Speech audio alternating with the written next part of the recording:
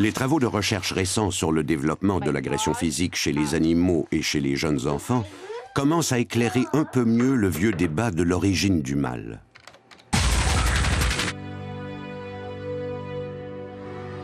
Au début de sa carrière, le docteur Richard Tremblay travaillait à la réhabilitation des criminels dangereux.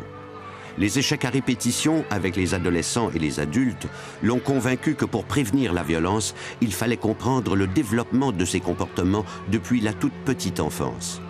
Pour cette raison, avec de nombreux collègues répartis un peu partout dans le monde, il scrute depuis plus de 20 ans le développement de milliers d'enfants et d'adolescents.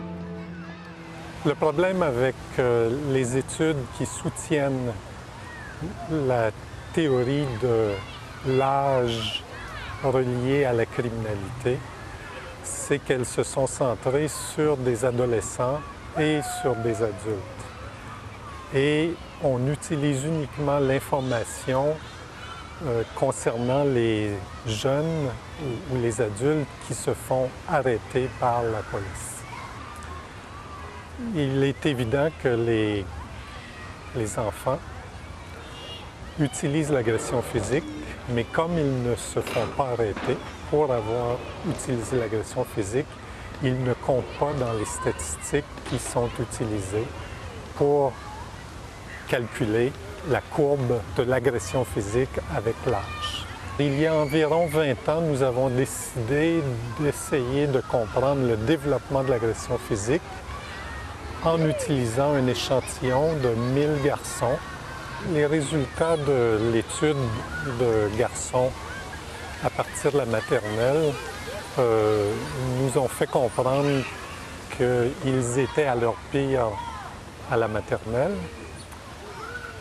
ce qui nous a amené à la question à quel âge commencent-ils à utiliser l'agression physique? Est-ce que c'est lorsqu'ils entrent en maternelle ou plus tôt? Les chercheurs ont fait une découverte troublante qui bousculait les théories psychologiques modernes sur les origines et les causes de la violence physique. C'est vers l'âge de 2 ans que les humains ont le plus souvent recours à l'agression physique.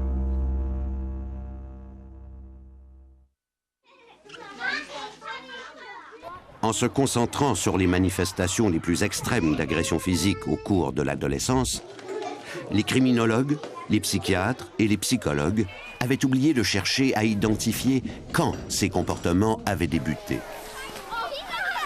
Qui pourrait croire d'ailleurs que nos mignons bambins puissent être capables d'agression physique?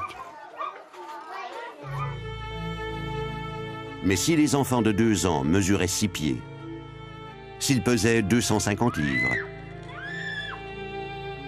s'ils avaient accès à des armes, leurs agressions pourraient provoquer de très sérieuses blessures. Elles pourraient même tuer.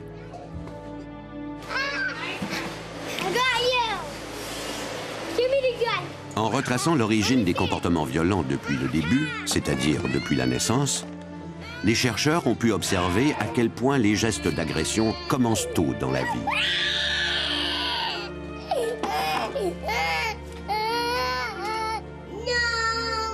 Comme agression et colère vont de pair, ils ont étudié les premières manifestations de colère chez les nouveau-nés.